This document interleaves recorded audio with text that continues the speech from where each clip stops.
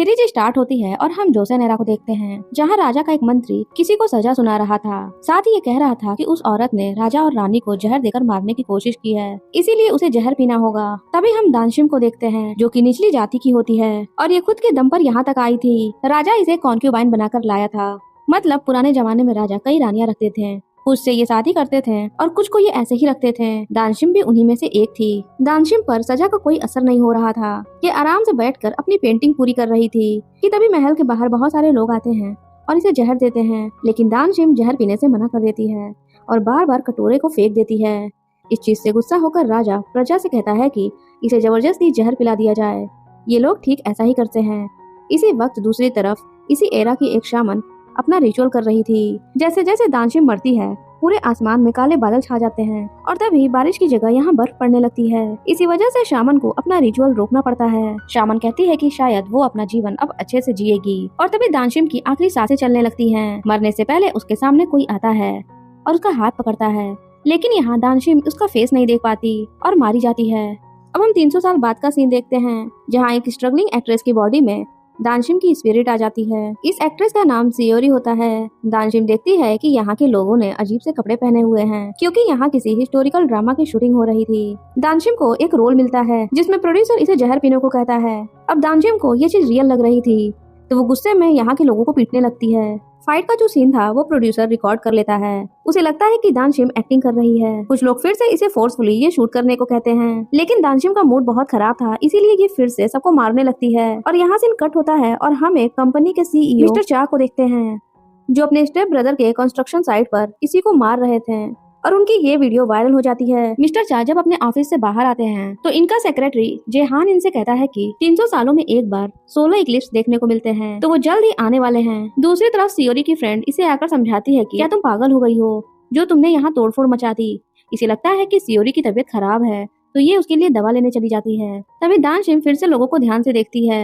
इसी बीच 2 फॉरेनर इसके पास आती हैं और इससे कहती हैं कि तुम्हारी एक्टिंग बहुत मस्त थी, क्या तुम हमारे साथ फोटो क्लिक करवा सकती हो। अब ये लोग जैसे ही अपना कैमरा ऑन करती हैं, तो दानशिम कैमरे में खुद को देखकर डर जाती है। दानशिम पास में रखे मिरर को लेकर यहाँ से भागती है। ये सोचती है कि इसकी एज इतनी जल्दी कैसे बढ़ गई। जिसका ये मिरर था वो एक एक्ट्रेस होती है।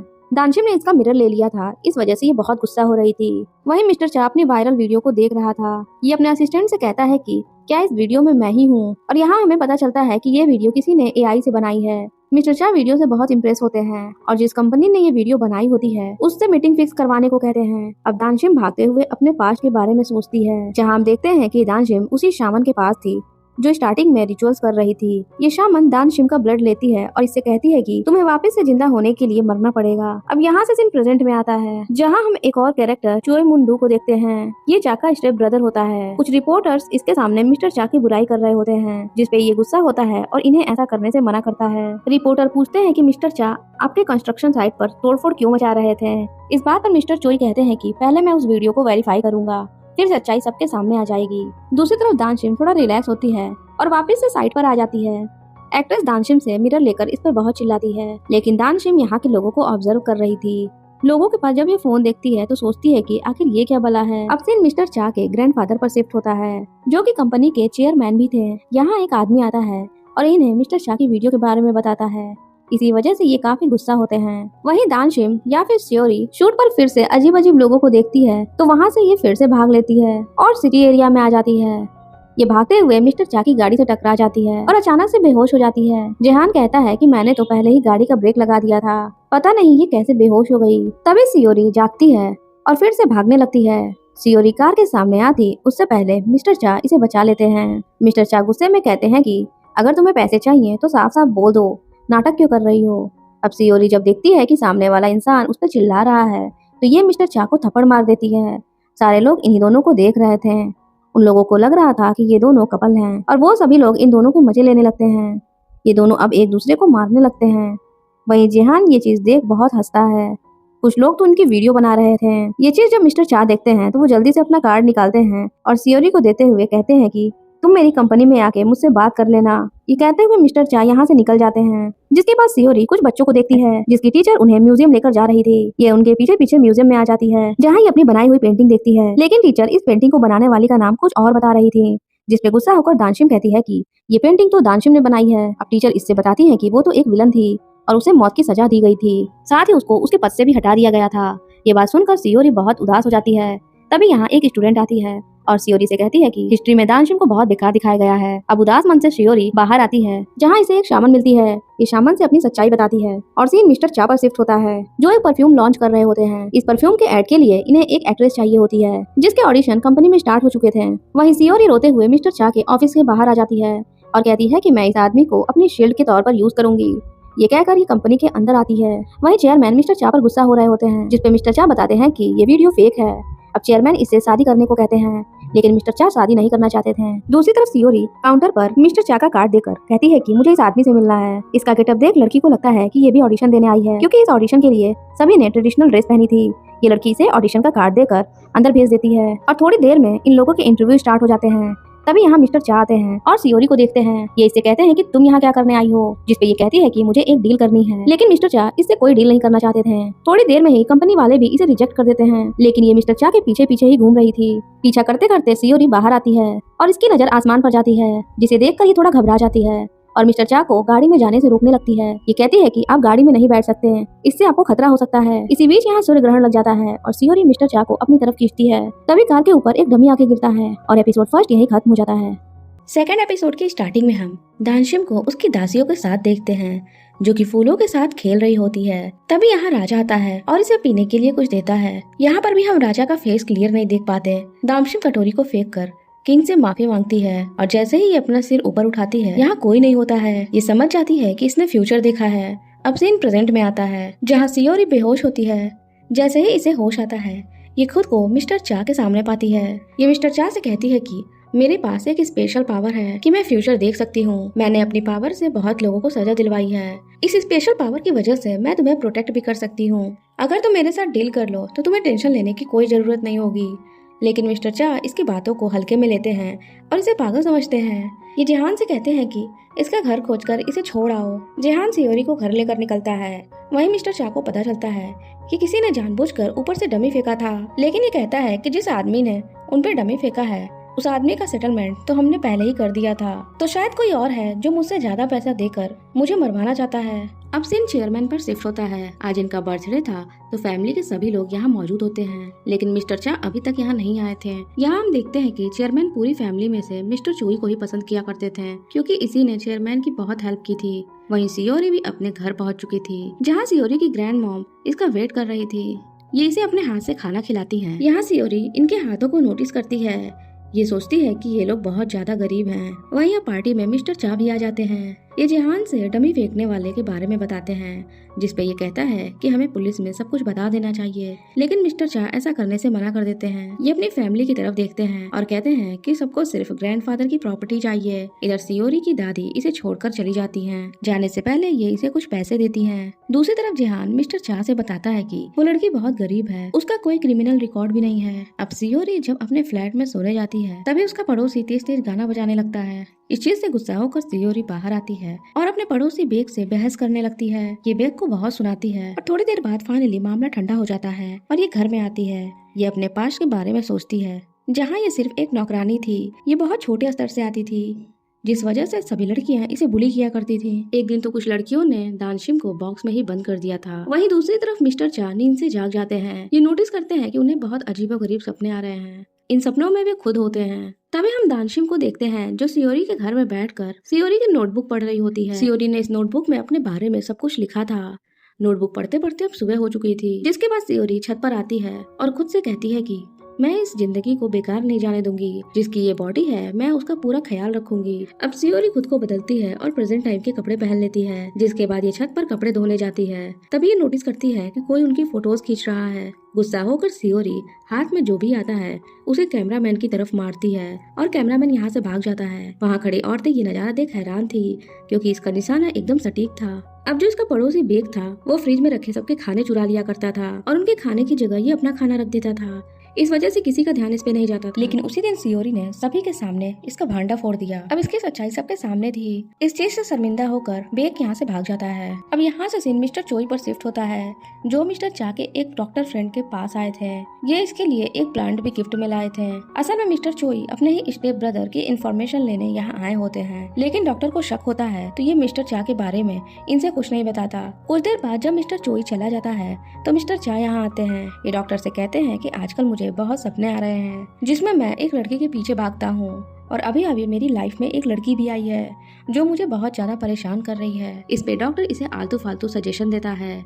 आखिर होता तो ये इसका फ्रेंड ही है। वही सियोरी इंटरनेट का यूज करना सीख गई थी तो वो अपने पास्ट के बारे में इन्फॉर्मेशन निकालती है जहाँ सारी चीजें गलत गलत लिखी हुई थी। अब ये सोचती है कि अभी तक मिस्टर चा ने इसे कांटेक्ट क्यों नहीं किया, क्या उन्हें मेरी डील पसंद नहीं आई। थोड़ी देर में ही ये मिस्टर चा के ऑफिस में आ जाती है और मिस्टर चा से कहती है कि तुमने मेरे प्रपोजल के बारे में क्या सोचा है, जिस पे मिस्टर चा इसे साफ साफ मना कर देते हैं, जिस वजह से सियोरी यहाँ से चली जाती है। अब जेहान मिस्टर चा को सियोरी की डिटेल्स ला के देता है, लेकिन इन्हें सियोरी के बारे में ज्यादा कुछ नहीं पता चल पाता।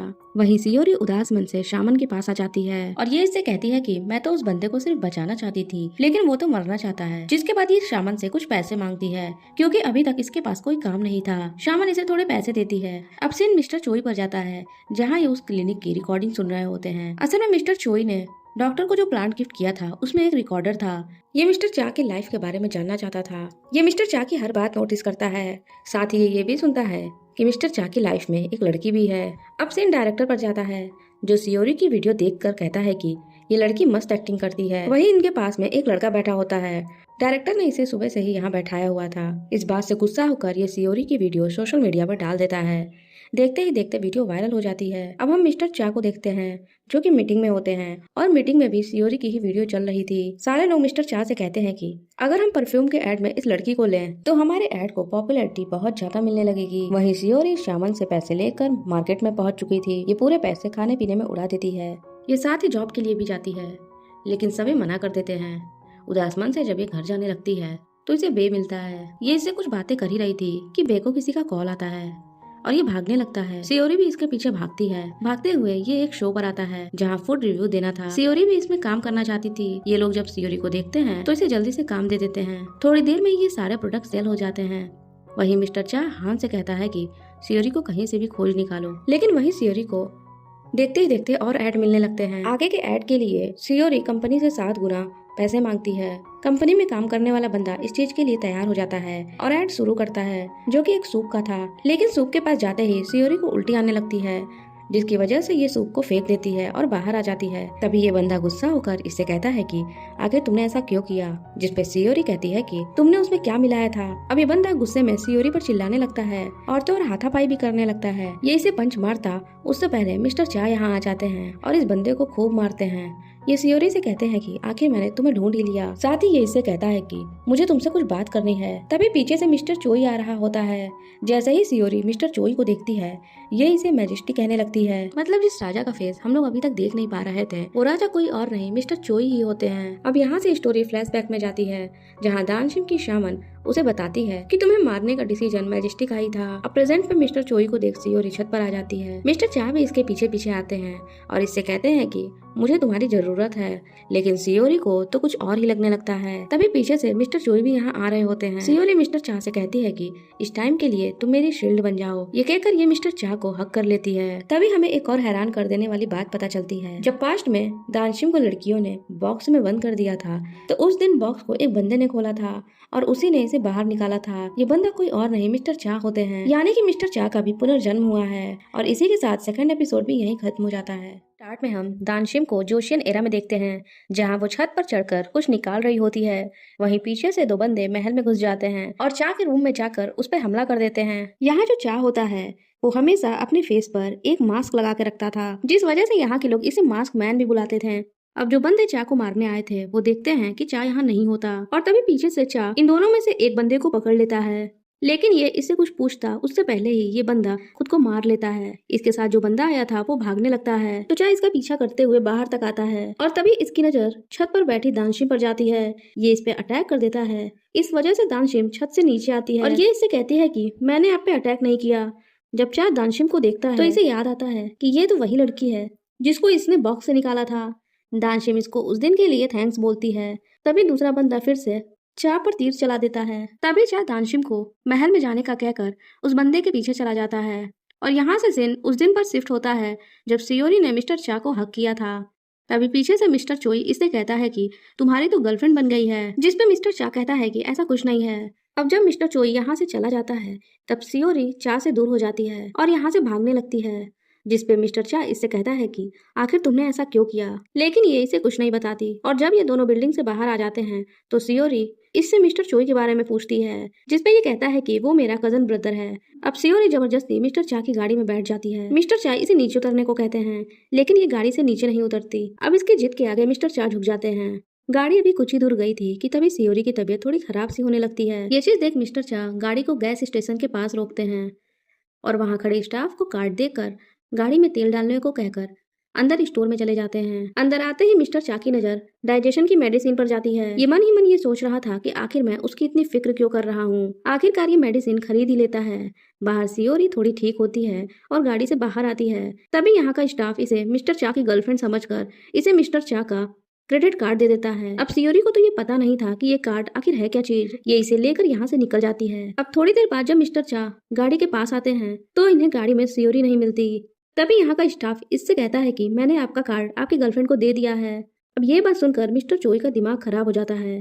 तभी इसे पता चलता है कि कंपनी में इसके खिलाफ कोई साजिश कर रहा है। असल में इसकी कंपनी का एक खास आदमी मिस्टर चोई के टीम में चला गया था और यही वो बंदा था जो मिस्टर चा के बारे में इसे बताया करता था। ये मिस्टर चोई को यह भी बताता है कि एक स्ट्रगलिंग एक्ट्रेस है जिसके प्यार में मिस्टर चा पड़ गए हैं। अब दूसरी तरफ सियोरी घर आती है और इसे यहाँ बेक मिलता है। ये जल्दी से इससे कुछ पैसे छीन लेती है क्योंकि ये पैसे सियोरी के ही थे जो कि इसने एड से कमाए थे। बेक अकेले ही सारे पैसे उड़ाना चाहता था। अब पूरे पैसे लेकर ये उसमें से कुछ पैसे बेक को भी दे देती है। आखिरकार उसने भी इसकी मदद की थी। वहीं ऑफिस में मिस्टर चा को सब पता चल चुका था। ये गुस्से में मिस्टर चोई के ऑफिस में आ जाता है, लेकिन मिस्टर चोई इसकी बातें सुनकर अनजान बनने लगता है, जिसपे चा कहता है कि अगर ये बात दादाजी के पास गई तो उनका दिल टूट जाएगा क्योंकि तुम ही हो जो उनके बहुत करीब हो। अब चा की इन बातों का मिस्टर चोई पर कोई असर नहीं हो रहा था, जिस वजह से ये यहाँ से चला जाता है। ऑफिस से निकलने के बाद मिस्टर चा अपने बचपन की बातें याद करता है, जहाँ दादाजी मिस्टर चा से कहते हैं कि चोई भी फैमिली का हिस्सा है। चा ने तो चोई को एक्सेप्ट कर लिया, लेकिन चोई एक सांप की तरह था। ये हर बार दादाजी के सामने मिस्टर चा को नीचा दिखाया करता था, इसीलिए दादाजी को लगता था कि चा मिस्टर चोई को पसंद नहीं करता है। चोई हमेशा झूठ बोलकर दादाजी से इसे मार पड़वाता था। अब स्टोरी प्रेजेंट में आती है, जहाँ सियोरी अपने लिए कुछ सामान ले रही थी। इसके पास पैसे कम पड़ रहे थे तो दुकान वाला इससे कहता है कि हम कार्ड्स भी लेते हैं। अब सियोरी मिस्टर चा का कार्ड निकालकर इसे दे देती है। कार्ड का जादू देख के हैरान रह जाती है, जिसके बाद ये इस कार्ड से खूब खाने पीने की चीजें खरीदती है। वहीं मिस्टर चा बैंक से आए मैसेज देखकर चौंक जाते हैं और हान को कॉल करके सियोरी का एड्रेस पूछते हैं। थोड़ी देर में ही ये सियोरी के घर पहुंच जाते हैं क्योंकि इनका घर सियोरी के घर से काफी पास होता है। जैसे ही ये गाड़ी से बाहर आते हैं, पीछे से सियोरी एक बैग लेकर आ रही होती है। असल में बे का उसके गर्लफ्रेंड के साथ ब्रेकअप हो गया था। गुस्से में उसने जो अपनी गर्लफ्रेंड को एक्सपेंसिव बैग दिया था वो छीनता है। खींचातानी में ये बैग सियोरी की तरफ गिरता है और ये इस बैग को लेकर घूमने लगती है। बैग को देखते ही मिस्टर चा चिल्लाकर कहते हैं कि बैग खरीदने से अच्छा था कि तुम कुछ खा ली होती, अपने खाने पीने का ख्याल रखा करो। जिसपे ये कहती है कि मैंने कार्ड से खाने की ही पेमेंट की थी। तो मिस्टर चा इससे कहते हैं कि क्या तुम इतनी गरीब हो कि खाने के लिए भी तुम्हें मेरा कार्ड यूज करना पड़ गया। इस बात पर सियोरी इससे कुछ कहती नहीं है और धीरे से कार्ड वापस कर देती है, क्योंकि इसे पता था कि अगर इसने लड़ाई की तो ये पैसे मांगने लगेगा। इतने में सियोरी को खाने की खुशबू आने लगती है। मिस्टर चा कहते हैं कि ऐसा सोचना भी मत, और अब हम देखते हैं कि ये दोनों साथ में ही डिनर कर रहे थे। सियोरी इससे जो कहती है वो ये मान जाता है। हालांकि ये खुद से पूछ रहा था कि आखिर मैं इसके ऑर्डर्स क्यों मान रहा हूँ। फिर ये सोचता है कि कोई बात नहीं, आखिर मुझे इसे डील जो करनी है। अब खाना खाने के बाद मिस्टर चा इससे कहता है कि तुम जंक फूड ज्यादा मत खाया करो। ये कहकर मिस्टर चा अपने घर निकल जाता है। वहीं सियोरी सोचती है कि ये ऊपर से जितना बदतमीज है, अंदर से ये काफी अच्छे दिल का है। दूसरी तरफ हम मिस्टर चोई को देखते हैं जो दादाजी से मिलने आया हुआ था। ये दादाजी से बताता है कि अब तो मिस्टर चाक की एक गर्लफ्रेंड भी है। आज ही मैंने उन दोनों को साथ देखा है। दादाजी ये सुनते ही काफी खुश हो जाते हैं। ये कहते हैं कि लड़की के आने के बाद शायद वो सुधर जाए। अब दूसरी तरफ मिस्टर चा घर जाते वक्त सियोरी के बारे में सोच रहा था। रास्ते में इसकी नजर जितने भी बैनर्स पर जाती है, इसे उस जगह सियोरी ही दिखती है। वहीं सियोरी जब अपने रूम में पहुंचती है तो उसे बेग की रोने की आवाज आती है, क्योंकि इसका थोड़े टाइम पहले ही ब्रेकअप हुआ था। इसे रोता देख सियोरी सोचती है कि ये प्यार भी कैसी चीज है। अब यहाँ हम थोड़े पास्ट का सीन देखते हैं। जहाँ दानशिम को चा की दासी बनाकर लाया जाता है। ये चा को ध्यान से देखने लगती है, जिस पे चा कहता है कि क्या तुम्हें मुझसे डर नहीं लग रहा है? सारे लोग मेरी बुराई करते हैं और मुझसे डरते हैं। जिस पे दानशिम कहती है कि आखिर मैं आपसे क्यों डरूंगी, आपने तो मेरी जान बचाई थी। यानी कि दानशिम चा को पहचान चुकी थी। अब सीन प्रेजेंट में आता है और हम मिस्टर चा को देखते हैं, जहाँ इनकी आंखों से आंसू निकल रहे होते हैं। और यहाँ हम देखते हैं कि ये सपने में अपने पास्ट को देख रहे थे। अगले दिन सपने की बात ये अपने डॉक्टर फ्रेंड से बताता है। इसका फ्रेंड कहता है कि लगता है तुमने किसी से प्यार किया था जो कि तुम्हारा पास्ट था। वहीं सियोरी बे के साथ साथ काम पर आ गई थी। वो जो भी बेच रहा था वो सारा प्रोडक्ट सियोरी खा जाती है। तभी वहाँ मैनेजर आता है और सियोरी को बाहर निकाल देता है। जैसे ही ये मॉल के दूसरे सेक्शन में जाती है, इसे यूनजी की पिक्चर दिखाई देती है, जिसको हमने एपिसोड फर्स्ट में देखा था। ये यूनजी को काफी ध्यान से देख रही थी। वहीं मिस्टर चा को हम मीटिंग रूम में देखते हैं, जहाँ सभी लोग अपने ऐड के लिए यूनजी और सियोरी में से किसी एक को लेने की बात कर रहे थे। ये लोग पोल करते हैं और सियोरी जीत जाती है। मिस्टर चा जब अपने कैबिन में आता है तो ये सियोरी के बारे में सोचकर अंदर ही अंदर खुश होने लगता है। तभी इसे सियोरी का कॉल आता है और ये बताती है कि मैं ऑफिस में ही हूँ। और तभी सियोरी को यूनजी मिलती है। यूनजी अपने सीईओ के साथ आई थी। अब ये दोनों मिलकर सियोरी से बहस करने लगती हैं और तभी यूनजी सियोरी को थप्पड़ मार देती है। इसी बीच पीछे से चा आता है और इन्हें रोकता है। इसकी नजर सियोरी के गालों पर जाती है। ये इसे अपने कैबिन में जाने को बोलता है और यूनजी और सीईओ को यहाँ से जाने को कहता है। अब मिस्टर चा सियोरी के साथ डील फाइनल कर लेते हैं। ये सियोरी को ठंडे पानी की बोतल देता है ताकि ये इसे अपने गालों पर लगा सके। अब डील फाइनल करने के लिए जैसे ही ये दोनों हाथ मिलाते हैं, यहाँ से स्टोरी पास्ट में जाती है, जहाँ हम एक लेडी को मैजेस्टी के सामने देखते हैं। ये मैजेस्टी से कहती है कि आप उस लड़की को यहाँ क्यों लेकर आए हो। मैजेस्टी एक शॉकिंग बात बताता है। ये कहता है कि मैं तो उसे अपने भाई के खिलाफ यूज करने के लिए ले आया हूँ। तभी हम देखते हैं कि जब दानशिम को चा ने बॉक्स से बाहर निकाला था तो ये नजारा दूर खड़ा मैजेस्टी देख रहा था। अब सीन प्रेजेंट में आता है, जहाँ सियोरी खिड़की से बाहर देखकर कहती है कि मेरे रूम में तो विंडो भी नहीं है। और ये बात बोलकर सियोरी घर जाने को निकलती है। लिफ्ट के पास जब ये अपना फेस देखती है तो सोचती है कि शायद मिस्टर चा ने पानी की बोतल मुझे गाल पर लगाने के लिए दी थी। और ये बोतल को अपने फेस पर लगाती है और स्माइल करने लगती है।